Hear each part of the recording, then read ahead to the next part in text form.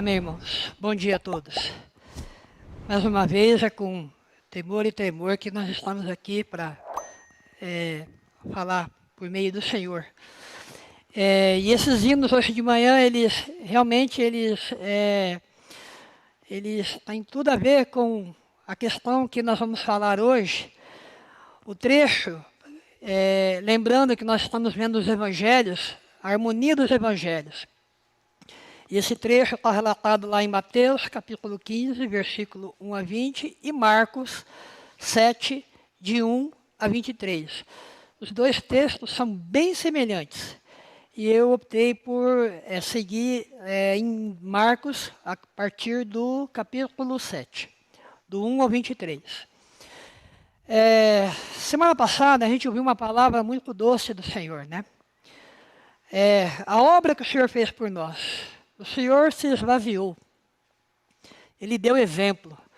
Quando ele falou que a minha carne é a verdadeira comida, ele deu exemplo. Ele se esvaziou da sua deidade, se tornou como um homem sem pecado, por amor a nós. E quando ele fala do sangue, ele falou que aquela carne, ela morreu, né? Houve uma morte para separar o sangue da carne, mostrando toda a obra que o Senhor fez para cada um de nós. O Senhor deu exemplo, irmãos. O Senhor se esvaziou por amor a nós, por amor a cada um de nós. Esse trecho, no entanto, de Marcos e de Mateus, ele mostra o oposto de esvaziar-se, né? O esvaziar-se em oposição à tradição religiosa, substituindo a palavra de Deus. Eu fiquei relutando essa semana com relação à palavra tradição, mas eu imagino que a palavra tradição, mais na frente eu vou passar isso para os irmãos explicar o porquê. O problema talvez não seja só a tradição em si, mas o problema ele está no nosso coração. Toda a raiz do problema do homem está no coração. Então eu vou começar a ler com os irmãos. Eu vou lendo trechos da palavra e vou conversando com os irmãos sobre cada trecho. 7:1 de Lucas. Ora, reuniram-se a Jesus os fariseus e alguns escribas vindos de Jerusalém. E vendo que alguns dos discípulos dele comiam pão com as mãos impuras, isto é, por lavar, pois os fariseus e todos os judeus, observando a tradição dos anciãos, não comem sem lavar cuidadosamente as mãos. Quando voltam da praça, não comem sem se aspergirem. E há muitas outras coisas que receberam para observar, como a lavagem de copos, jarros, vasos de metal e camas. Interpelaram os fariseus e os escribas.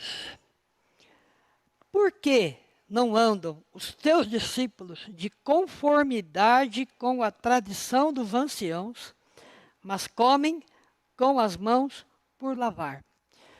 O Senhor está lá saiu de Galiléia, está ali na região de Genezaré, e vem andando com seus discípulos, e numa situação os fariseus vêm novamente, não para obter conhecimento, não para adorar o Senhor, mas iam contra o Senhor, colocando ele à prova nessa questão dessa tradição da lavagem das mãos, lavagem dos corpos. E eles chegam já como uma acusação, perguntando, por quê? Por quê? A questão desse porquê, irmãos, não era nem a observância da questão da higiene, mas eles estavam observando a questão do ritual, de seguir o ritual. Os fariseus, eles ensinavam que a profanação religiosa estava em você poder espalhar, através do toque, contaminação. Mas a questão não era bem essa, irmãos.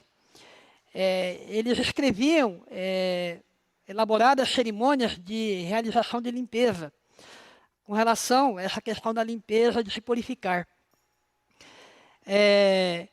Eles faziam essas coisas, essas limpezas, faziam parte da tradição oral do homem, que veio lá de Moisés.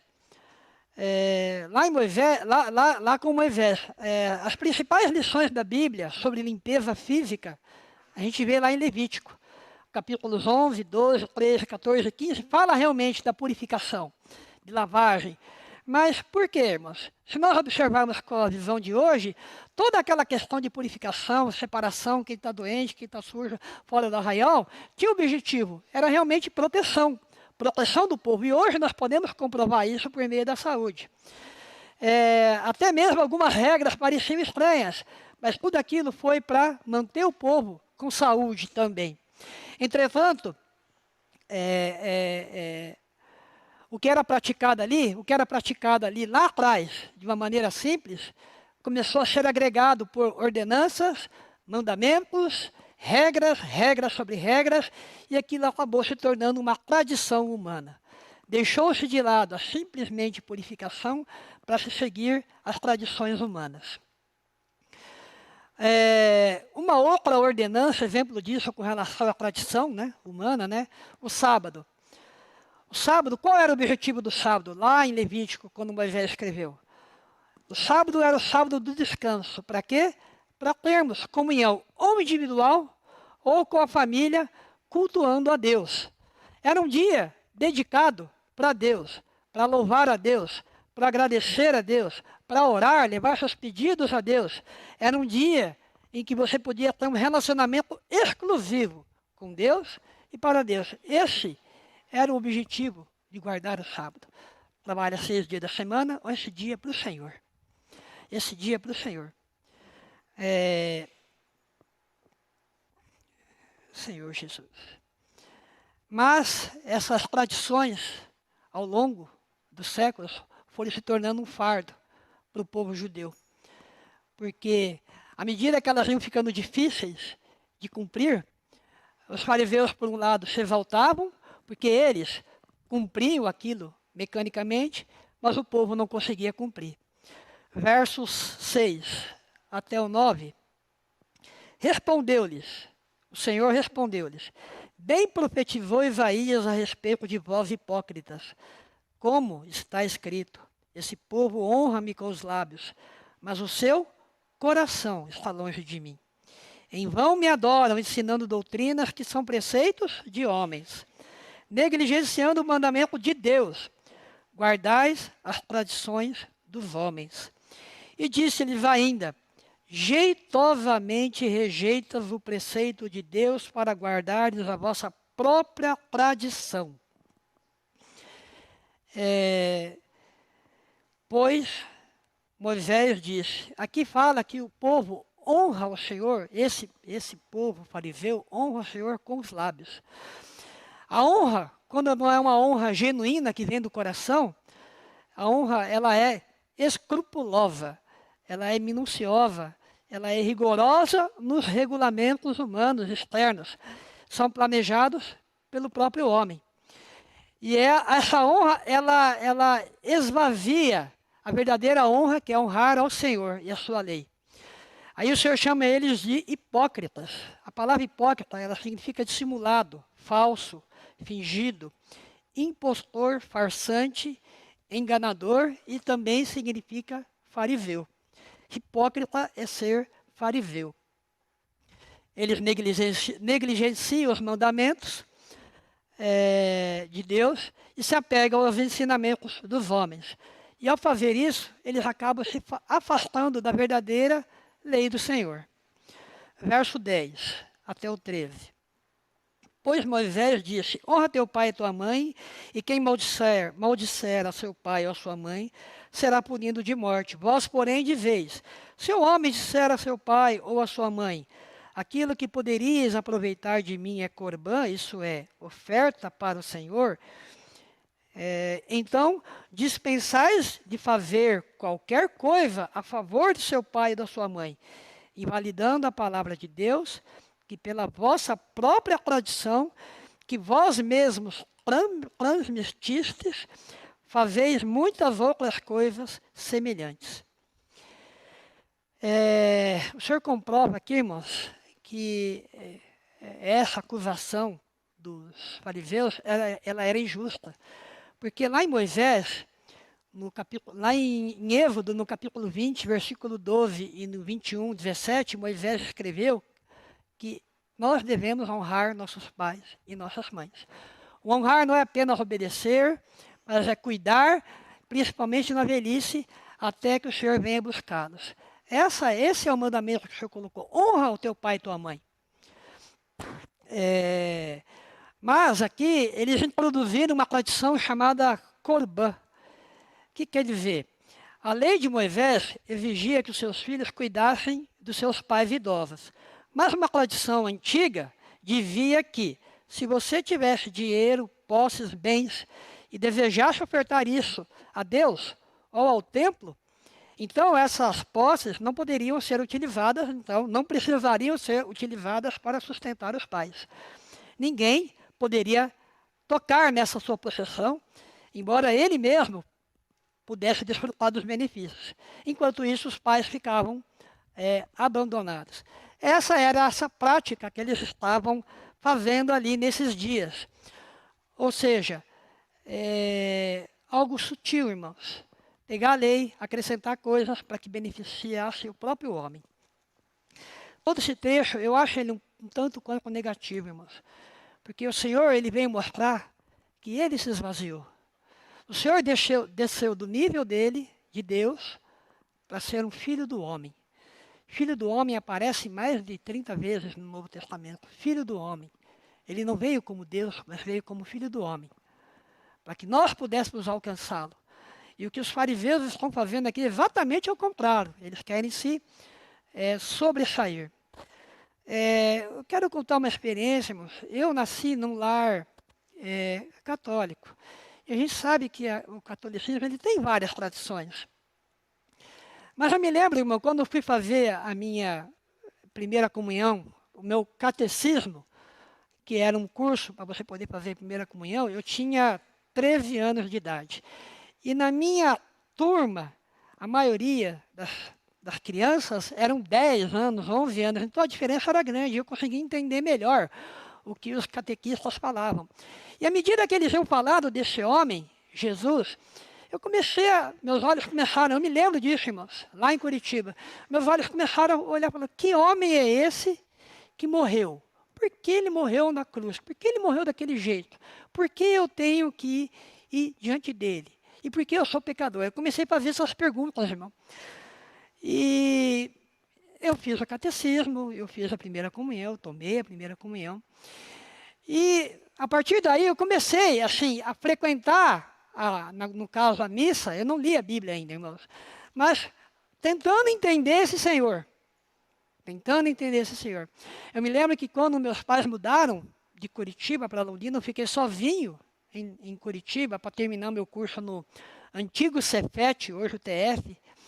Foram 2 anos morando sozinho. E toda noite, irmãos, eu ajoelhava no chão, acendia uma vela e rezava. Rezava o terço, rezava o Pai Nosso, rezava a Ave, todas aquelas orações que são características da Igreja Católica. É tradição? É tradição, irmãos. Mas o meu coração estava em conhecer o Deus. Se tinha que ser naquele momento pela tradição, eu vou conhecer pela tradição. Por isso que eu falei que o problema, irmãos, está mais no coração das pessoas. Talvez a tradição, irmãos, isso é a opinião do Alexandre. Talvez a tradição ela seja um aprisco até você conhecer realmente a verdade com relação a todas as coisas, que você não precisa de todos esses caminhos, subterfúgios para chegar ao Senhor. Mas eu posso ir direto a Ele. Mas até lá, isso me guardou, irmãos. Então, o Senhor vem falar que, para que Ele possa falar conosco, eu também tenho que me esvaziar. Da mesma maneira como Ele se esvaziou. Continuando, verso 14. Convocando, o Senhor falando aqui, convocando Ele de novo a multidão, disse-lhes, ouvi-me todos e entendei. Nada fora do homem que entrando nele o possa contaminar, mas o que sai do homem é o que contamina. Agora ele vai chegar no ponto, irmãos. Se alguém tem ouvidos para ouvir, ouça.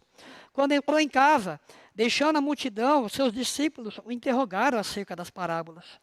Então lhes disse o Senhor: assim também vós não entendeis?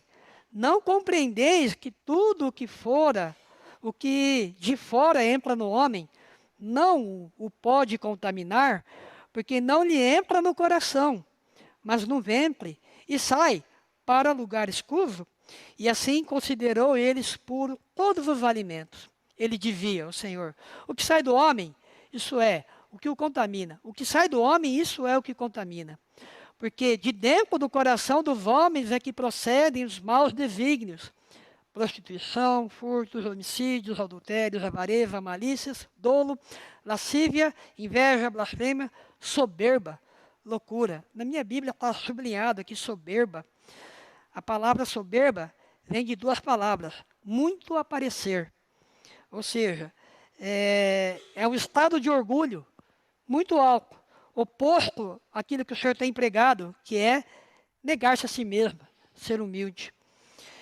Todos esses males vêm de dentro e contaminam o homem. O Senhor mostra que a verdadeira profanação não é a negligência de rituais externos, sobre leis, sobre os alimentos, mas é um coração poluído, que conspira com o mal. Romanos 14, Paulo fala da tolerância dos fracos na fé. Do 1 ao 20, ele vai falando: se alguém come, não condena porque ele não come. Se alguém come, também não condena. Se alguém guarda um dia ou não guarda o dia, porque aquele que come, come para o Senhor e agradece. Aquele que não come para o Senhor e também agradece. Então a questão não está em comer, beber, guardar dias. A questão está em um coração, guardar o nosso coração. Para isso, irmãos, para isso nós precisamos, então, para confrontar tudo isso, nós precisamos, então, o Sérgio até compartilhou o meu sentimento, precisamos de um manual de instrução. Qual é? A palavra. A palavra ela vai nos orientar, a palavra ela vai mostrar o caminho, a palavra vai mostrar a retidão. Guardar a palavra. Eu quero ler para os irmãos Deuteronômio.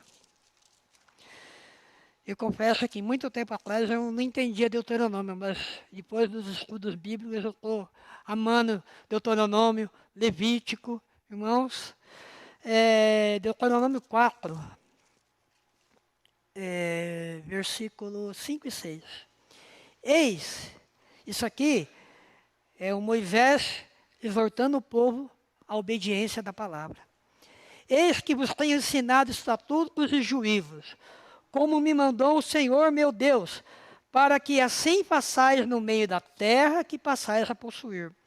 Guardai-os, pois em cumpri-los, porque isto será a vossa sabedoria e o vosso entendimento perante os olhos dos povos que, ouvindo todos esses estatutos, dirão: certamente este povo é gente sábia e inteligente.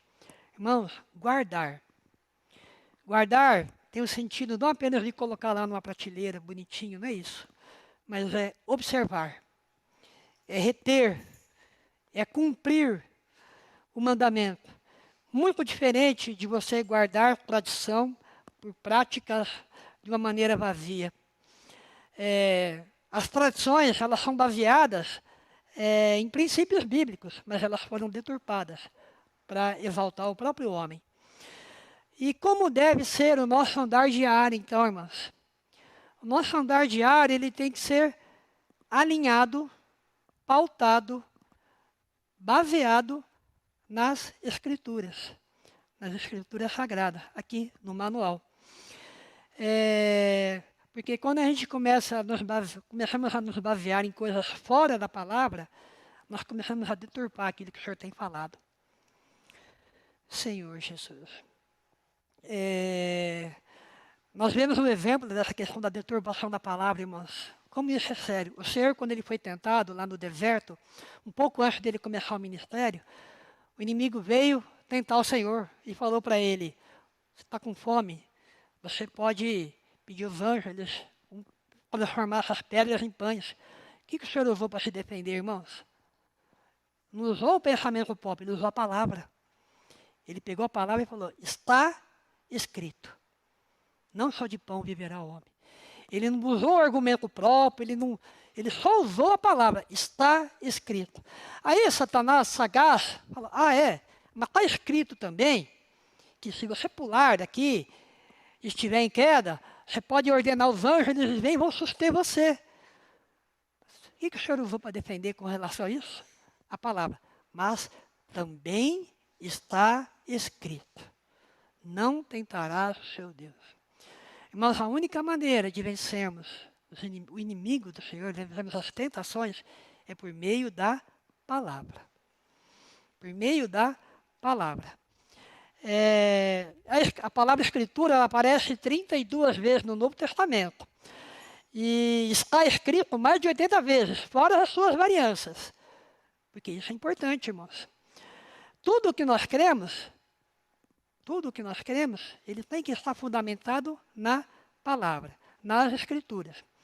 Nós precisamos crer de uma maneira... crer, na verdade, é viver por aquilo que está escrito. Lá em Josué, Deuteronômio, Josué 23, 6. Josué está exortando o povo a obedecer ao Senhor. E ele fala: esforçai-vos, pois, muito para guardardes e cumprirdes tudo o que está escrito no livro da lei de Moisés, para que dela não vos apartais, nem para a direita, nem para a esquerda. Irmãos, nós não devemos ir nem além, nem aquém do que está na palavra. E Paulo, lá em 1 Coríntios, no capítulo 4, versículo 6, a parte B do versículo. Paulo está falando com os pregadores responsáveis aqui. Não, e faz uma reprovação aqui, ele fala: não ultrapasseis o que está escrito, a fim de que ninguém se ensoberbeça a favor de um em detrimento de outro. Irmãos, como é que eu vou poder praticar isso? Como é que eu sei se eu estou passando além do limite da palavra ou não? Conhecendo a palavra. Conhecendo a palavra. Em qualquer situação, o que eu devo fazer? Consultar Deus. E como podemos consultar Deus? Por meio da Escritura. Como o próprio Filho do Homem fez. O próprio Filho do Homem fez. Atos 17, 14, de 10 a 11, fala que nós temos que examinar as Escrituras todos os dias. Gálatas 1 fala que se alguém vir pregar evangelho diferente do que está escrito, seja anátema. Não importa se alguém está falando, se quem está falando seja um anjo. Se ele estiver falando que está fora da Escritura, seja anátema. Anátema é abominável, maldito. Mas, irmãos, para nós sabermos o que é correto ou não, eu preciso conhecer a palavra. A Escritura, irmãos, a nossa regra de fé ela é baseada na Escritura. E a Escritura, ela tem toda a autoridade, porque ela é inspirada por Deus. Por isso, nós precisamos ser pessoas que vivem pelo que está escrito. E para viver pelo que está escrito, eu tenho que conhecer a palavra. E eu gosto muito desse versículo, irmãos, eu lembro dele demais. Colossenses, no capítulo 3, o versículo... Eu vou começar no 15, ele fala: seja a paz de Cristo o árbitro no vosso coração, a qual também foste chamados em um só corpo, e sede agradecidos. Irmãos, você quer ter paz no coração? A paz é de Cristo. Como? habite ricamente em vós a palavra de Cristo. Instruí-vos e aconselhai-vos mutuamente em toda a sabedoria, louvando a Deus com salmos, com hinos e cânticos espirituais, com gratidão em vosso coração. O hino C14, quando eu estava lendo isso aqui, eu lembrei desse hino. Eu pedi para os irmãos cantarem esse hino. A lei do Senhor é perfeita. A lei do Senhor restaura a alma. O testemunho do Senhor é fiel e dá sabedoria aos simples.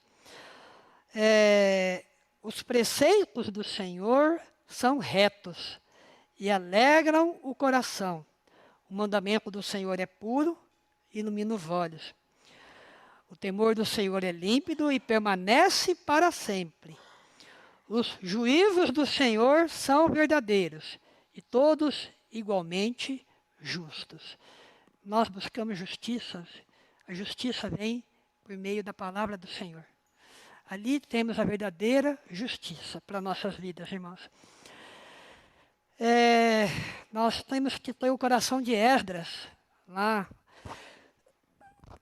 perdão, no capítulo 7, versículo 10, Esdras, ele fala que, porque Esdras tinha preparado o seu coração para buscar a lei do Senhor, para cumpri-la, para ensinar em Israel os seus estatutos e juízos. 1. Conhecer.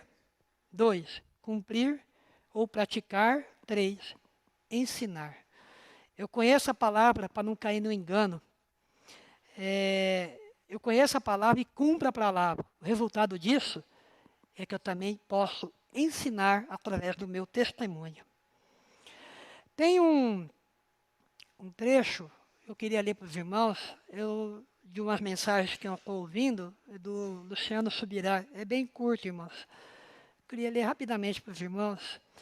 Fala da importância da doutrina bíblica.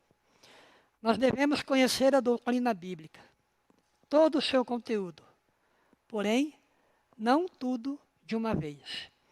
Aí ele usa o versículo de Deuteronômio 32. Goteje a minha doutrina como chuva, destile a minha palavra como orvalho, como um chuvisco sobre a erva, e com gotas de água sobre a relva. Lá em casa, eu tenho, no fundo da casa, a Márcia e eu fizemos, era um paredão seco, concreto. Nós enchemos de planta. Tudo quanto é tipo de planta que os irmãos está forrado, é um fundo verde. Tem plantas, tem flores, tem ervas, tem... enfim. E com esse calor, tem que molhar. Aí toda vez que eu vou molhar, a Márcia fala, não abre a torneira de uma vez. Esguiche a água de leve. Porque se você jogar de uma vez a água vai cair na terra, vai. Primeiro que ela vai comprimir a terra, deixar a terra mais dura. Segundo que boa água vai sair para fora. Jogue devagar, aos poucos. Vai molhando. À medida que você vai molhando aos poucos, a terra vai absorvendo a água. É o que o profeta está falando aqui em Deuteronômio, irmãos. A palavra ela tem que gotejar, irmãos. Gotejar, como orvalho. Pouco a pouco. Olha o que fala Isaías. Assim, pois, a palavra do Senhor lhe será mandamento sobre mandamento. Mandamento sobre mandamento, regra sobre regra, um pouco aqui, um pouco ali. Só que aquele hino que nós cantamos, o 294, fala que andar com Ele é muito doce andar com Cristo. Cada passo e dia meu, sempre junto a Ele ando, palmilhando os passos seus. É seguro andar com Cristo e em seu braço apoiar. Se de perto acompanhá-lo, nenhum dano vou provar. Mas o 13 eu acho que tem mais a ver ainda. Fala, vou com Cristo passo a passo. Não como asas a voar, não com a torneira aberta jogando água, nem a cachoeira. Passo a passo. Segui-lo pouco a pouco e alturas escalar. Ele continua: esses 2 versículos mostram que a doutrina deve ser absorvida, ensinada, pouco a pouco, mas de uma maneira constante. Nós devemos nos apegar às palavras firmemente. A palavra, ela nos torna sábios, convictos da verdade, a palavra nos aperfeiçoa. O ensino nos leva à fé. Lembra de Romanos 8? A fé vem pelo ouvir a palavra. O ensino nos leva à fé, à convicção. Ele nos conduz à salvação. Não apenas a salvação inicial, mas aquela salvação dia após dia. A correção. Corrige o nosso caminho, a correção da conduta. O ensino nos educa na justiça, nos aperfeiçoa como servo de Deus.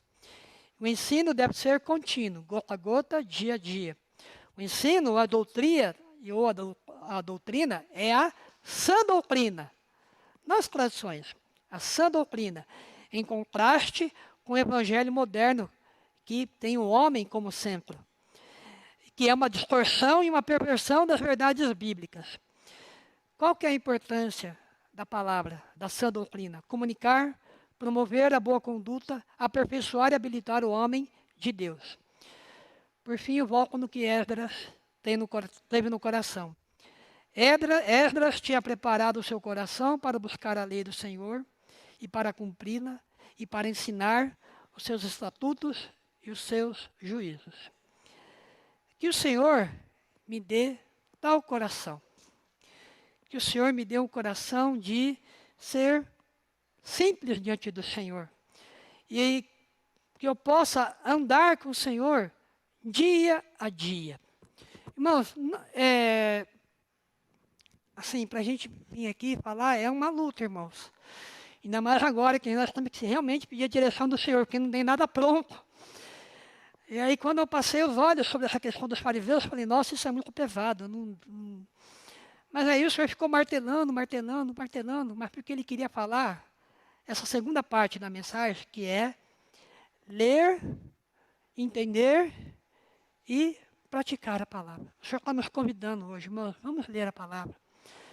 Vamos valorizar a palavra que é falada no nosso meio.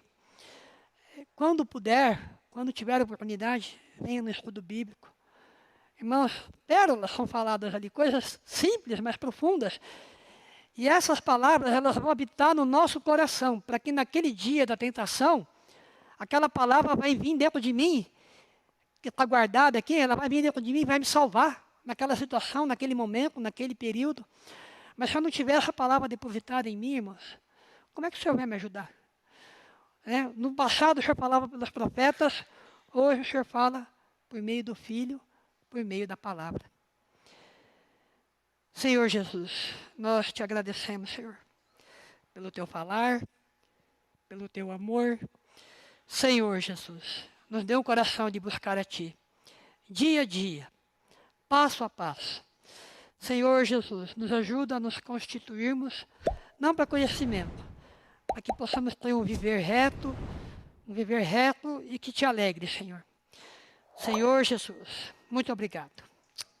Amém, irmãos. Deixa a reunião para os irmãos.